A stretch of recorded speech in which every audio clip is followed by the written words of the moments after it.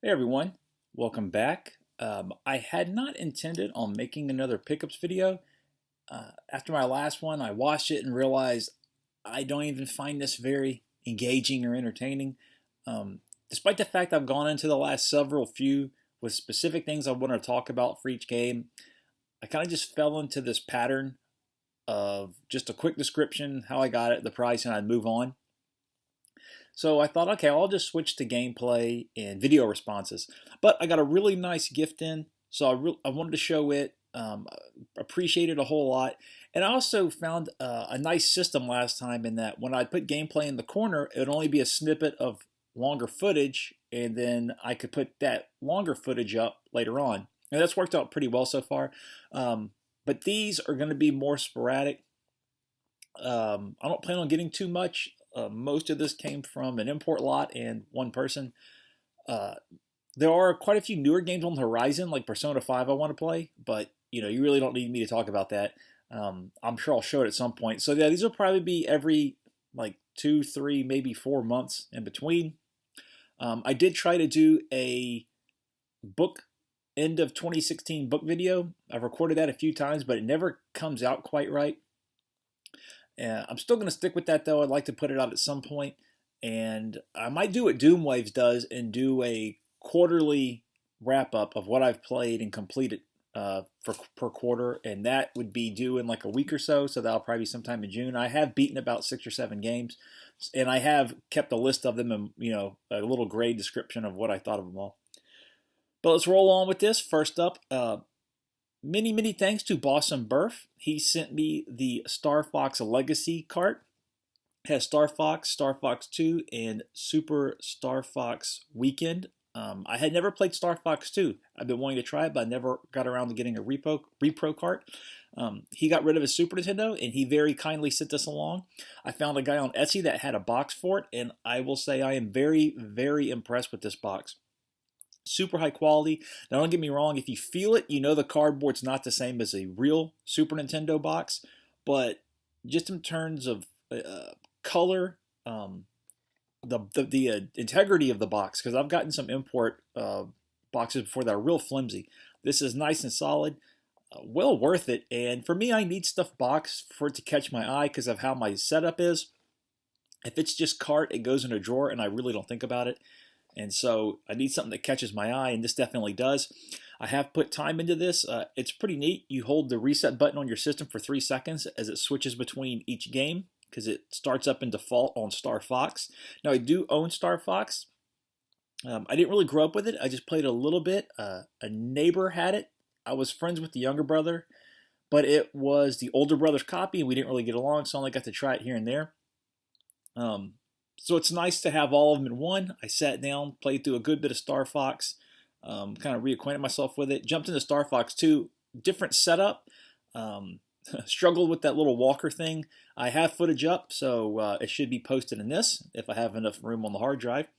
And Star Fox Super Weekend was a score challenge. In Japan, I think they would call them like a kind of a caravan mode, which really for high score. But thanks a lot. This has been a lot of fun, and it's been great to get reacquainted with the series. These are in kind of an order, but I'll just go over the newest first to get those out of the way. I picked up the Wii U version of Zelda Breath of the Wild, I'm sure like most people. Haven't played this yet because I've been playing something else. This has been getting so much good word of mouth that even my wife has been asking me about it. Like when we're going to play it, do we own it? Of course, I have to tell her it's the Wii U version, not the Switch. The Switch looks interesting, but aside from Zelda and Bomberman, there's really not a lot I would play on it right now. So I've just held off on getting it. Now that I got to pay tax to Amazon, I was thinking about picking up the Switch version through Amazon to get the pre-order discount, but I just settled on the Wii U one. I've heard it's a good port, but what's really been taking up all of my time is Nier Automata. I was going through Doom and having a great time. Doom will be completed shortly, but Nier came out and I had to play this. There are 26 endings to this. I've gotten about 8 or 9. Now 5 of those are what I would call true endings, and there's one that is as well if you've played Nier. The rest are what they've been calling joke endings, which is mostly just, or in every case I've seen, it's just text on the screen. And it can be simple things like you die in an encounter, the game will just end. Now, I didn't really die much in the game. I only died probably 3 or 4 times. But I think that's because there's a chip system where your characters gain new skills and upgrades by plugging in upgrade chips. The game lets you automatically assign chips to balanced, aggressive, or defensive. Well, I chose balanced, and they did a really good job of assigning them for me, so I didn't have too much of a problem. Now, when characters die, you can go and pray over their bodies, and you can either resurrect them for them to help you as an AI-controlled version of them, or you'll get money, experience, and chips. Well, I did that for every person I saw, and I just got some really great plug-in chips out of that, so had a good setup. I put over 50 hours into this. I was playing this nonstop. I was streaming it to this MacBook Air with, what is it, PS Remote Play, which actually worked pretty well. If my wife wanted to watch something I didn't, I said go ahead, and I'd grab the controller, plug it in this, and just start playing Nier. I am missing one ending I really wanted to get, but I went through one quest line to unlock it, and then when I read what I had to do for it, it draws back to the first Drakengard that you have to get every weapon and upgrade it, and to get those fully upgraded, I don't know, I'd have to get another 30 levels too, and just that's on the back burner. I might just watch a YouTube video of it. As much as I like the game, that's, I've played it a lot. But yeah, it does some really great things with the interface. I don't want to say anything. Ultimate Floyd Scott did a great review of it, and he had the same problem where he would go to talk about something and go, oh, I don't want to spoil it. So if I remember, I'll link his video. It's about half an hour, and it covers everything and that you should know about Nier going in. Yeah, the camera can get wonky. Some of the side quests aren't great, but then when you hit a really good side quest, that game is fantastic. Let's see. Xbox, I picked up Phantom Crash. Now, this goes for an odd amount. This is a mech game. I remember people playing it at the times. It's developed by Genki, who did the Dreamcast port of Virtua Fighter 3. I remember getting kind of a so-so reception, but as time goes on, it seems like people have enjoyed it more. I will say, if you want this, Lukey Games on eBay has them really cheap. They don't have a picture of it though, so I kind of took a punt and got it, and yeah, it came complete in great shape, so the other ones they have should as well.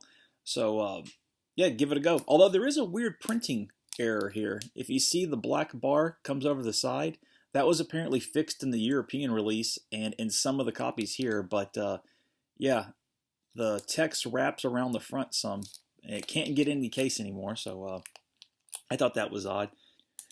2 PlayStation 2 titles. The first is one of the games I got in the import lot, King of Fighters 2002. I read really good things about this version of it. There is a re-release of this one. It tweaks a few stages, and I think it adds a character, but the price for that one's insane. That'll go for over $100. This will set you back anywhere from 40 to 60. I should say 35 because that's about what I paid, to 60. Just a really refined port for the PlayStation 2. I have 2002 for the Dreamcast. I only have 98 and I think 99 for the MVS. So I really wanted to give this one a shot. And yeah, the 2D PlayStation 2 SNK games do pretty well. I have the Last Blade collection, and those run really nice. This one I haven't cracked open yet. I think I will. I can't decide if I want to do this or Zelda, but I grabbed the Phantasy Star collection. Now, I do own the Phantasy Star games on each original console, but the big difference here is these are not the Generations versions, which tweak the graphics and change some other things. These are a collection of the originals. If you can see, it retains the old style graphics, not the quasi 3D with polygons like the Generations. However, there are a bunch of amenities in this. Boss and Burf did a good review of the third one, and there were some kind of annoying music sound effect problems due to the encounters. And this allows you to speed up encounters and speed up animations. And basically, you just get a lot of, like I said, amenities that smooth the experience out. So if you got bored grinding through Phantasy Star 1, you can speed things up. You can adjust some things. These are also all in English. That's the big reason I bought this. There is an English option in here. There are some unlockables, including the text adventure that is not translated in English, but I want to say from what I read, they use the English ROMs from the Genesis game, the text from those for the English versions in here. So that sealed the deal for me. I've been really wanting to get through the Phantasy Star series. I was playing through Final Fantasy IX, and I still am. I'm about to be on disc 3. Then I got into Nier, and so I might go finish that and then jump back into Phantasy Star. I don't know why I've been having a really big urge to play that. I picked up a cheap copy of SpiderMan. I will say this. The guy sent this to me in a priority mailbox, cardboard box, but he flipped it inside out, and he wrapped that with brown shipping paper. The post office actually cut a rectangle out of that and saw that he sent it in a priority mailbox and charged me a penalty. Now, he did pay me back for it, but they are serious about that, and they will catch you. But this is one of my favorite childhood games. A friend of mine owned it, and every time he came over, he would bring it. Now, I had a Spider-Man for the PC, which had an amazing cover. It was a Todd McFarlane cover, an iconic one where Spider-Man's kind of squatting. But Spider-Man himself was about this big, like from your first digit up to your pinky. He was this tiny. I couldn't believe it. It's one of those times when you're a kid and you just get crushed by something. You see this amazing cover. On the back, it looked great. Spider-Man, his health gauge is represented by a huge drawing of him. So I'm thinking this is going to be, so excited. Spider-Man was my favorite hero. I had, 3 or 4 subscriptions to the different lines, and I play it, and he's this big. He just kind of trots along. So when this came out, and I saw a full-size Spider-Man that looked like his animations, there's only one here on the back of him swinging. It's hard to see with the reflective. That looked like it was modeled off of a Todd McFarlane style, where he's very limber, and like right here, the knees are above the back. When I saw that translated in-game, blew me away. Played a ton of this. Now, firing this back up after having not played it for so long, I am kind of surprised at how basic it looks. The menu looks like it's comprised of 3 colors. There's some bleeding of the color, like Spider-Man's head should end, but instead there's red that goes into the background. Still really kind of neat mechanics with the wall crawling, and the slinging still feels surprisingly good. But I was just surprised, childhood memories, this was so fleshed out and incredible, and seeing how basic it is now, but, it's still pretty fun. I will say I bought these bags from a seller in the UK. They're Genesis Master System bags, primarily for my 32X game because they're cardboard. I didn't want them to be destroyed. But the rest I've been putting in Genesis games, they work, but you have to be very careful with these. When I put them on, I have to put just a little bit in and then wiggle the case into it. Otherwise, it tears one of the seams on the side, and once that does, the whole bag is ruined. So just a heads up on that. They are handy, though. The next game was our recommendation from Champion 2D Rob. It is the Capcom Classics Mini Mix. He did a collection video of his Game Boy Advance, and this looked like a lot of fun. I had my eye on this for a while. It was around the $30 mark on Amazon, and then it would go to $20, and I was kind of sitting on it because I wasn't sure if it was really worth it, and then I saw his video, and he really enjoyed Mighty Final Fight. Went back, it was $9. I was super excited, and I get it in, and this is obviously not new. It is crushed on the side. The sides are worn. Then I was torn. Do I return this or just keep it because it was $9? I just kept it. Haven't cracked it open yet, but I do want to play Bionic Commando on this, and especially Mighty Final Fight. I'll throw it in the Game Boy player. Like I said, my handheld time actually was with Final Fantasy IX. I've been taking my PSP Go with me to work, and then when I get home, I dock it and play it on the TV. That's a really nice setup if you can get one.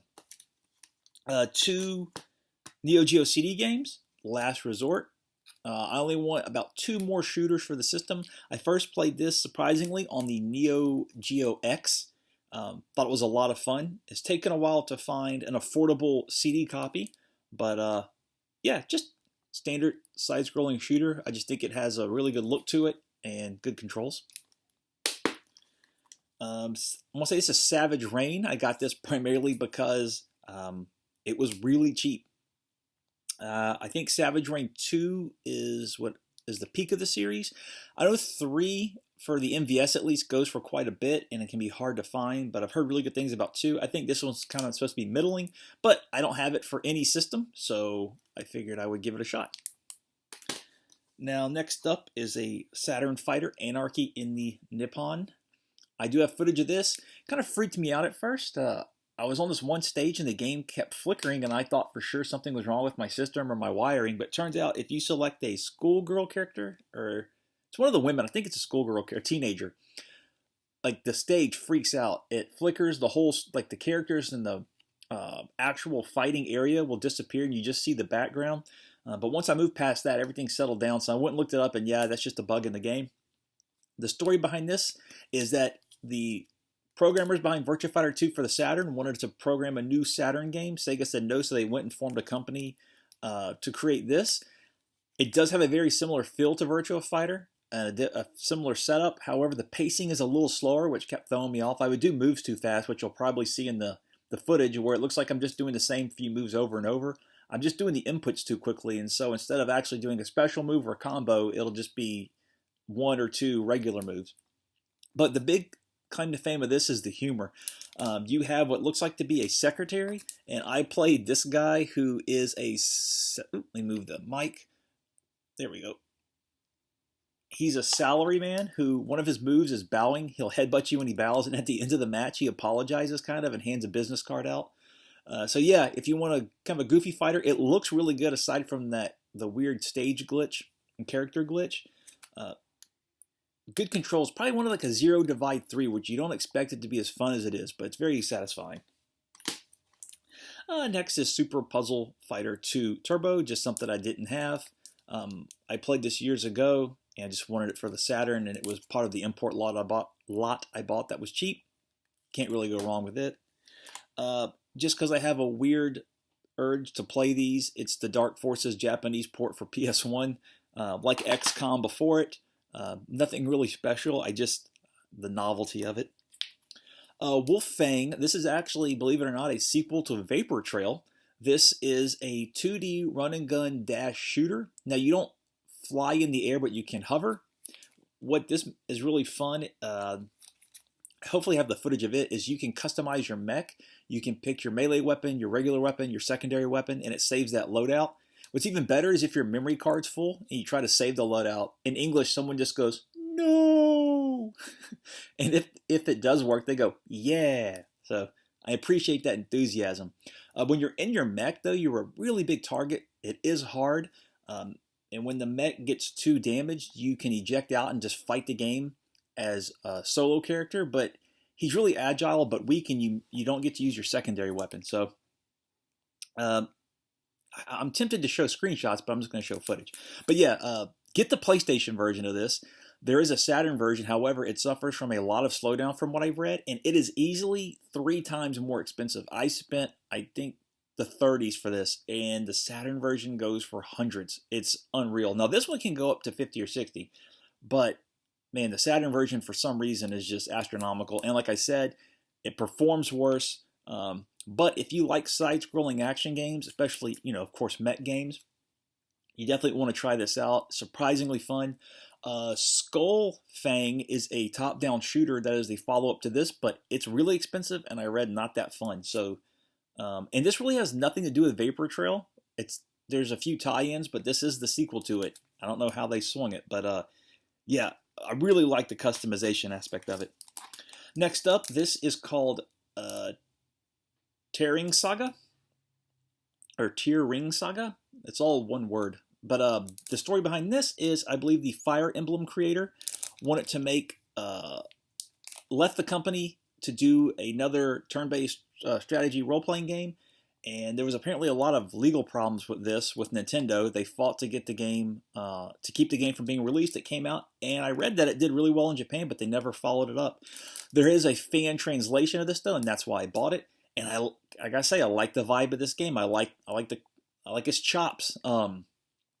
It's got very much a story of that era where there's an evil empire and you're escaping it, and you meet a princess who needs your help because her kingdom is being overrun, and then you team up together. And I felt 14 years old playing this. Like when I was 14 playing a Final Fantasy over summer break. That's the feeling I got from this, and that's a great feeling. The animations look pretty good too. The characters, they're not really stylized. They're slender, and most of the characters have multiple weapons you can pick from. You can either turn the animations on or off when you fight. And it's got that Fire Emblem setup, and so far it's been a lot of fun. Now in the footage, I did lose a character, so I did not save that game. I'm starting over.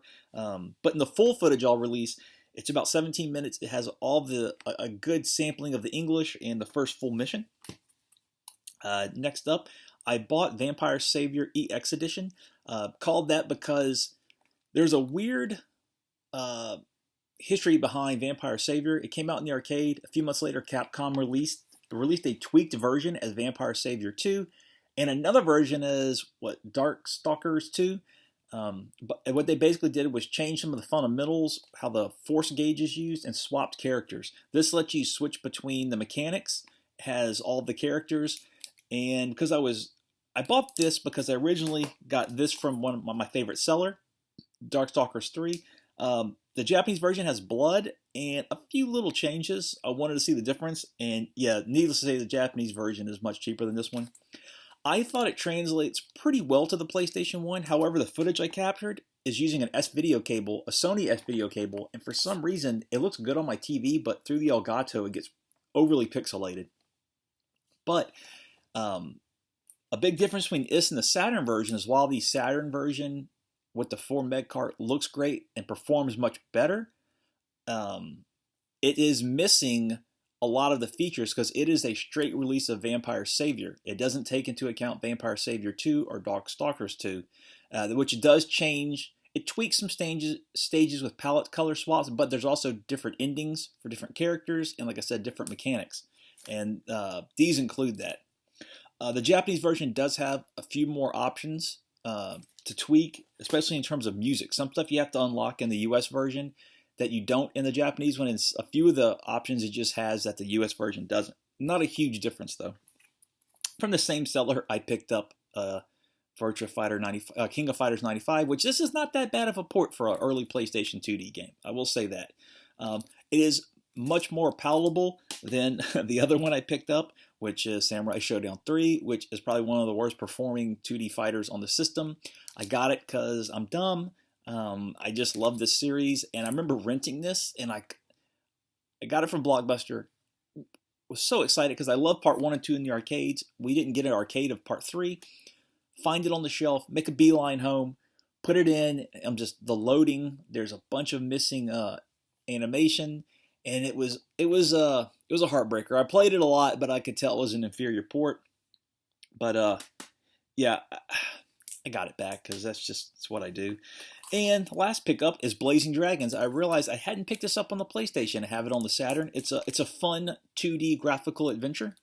One day I'm going to go through and play like 3 or 4 of my graphical adventures, just binge them. Oh, I did beat Police Knots, and that got me in the mood to play another graphical adventure, and that's why I wanted to get this. But that's what I picked up for March and February, and I guess some of January. I do have Persona 5 pre-ordered, and I think one other upcoming new game. Oh, Fire Emblem Echoes, I pre-ordered that, but I have nothing really else on order, and I'll just see what comes in as it comes in.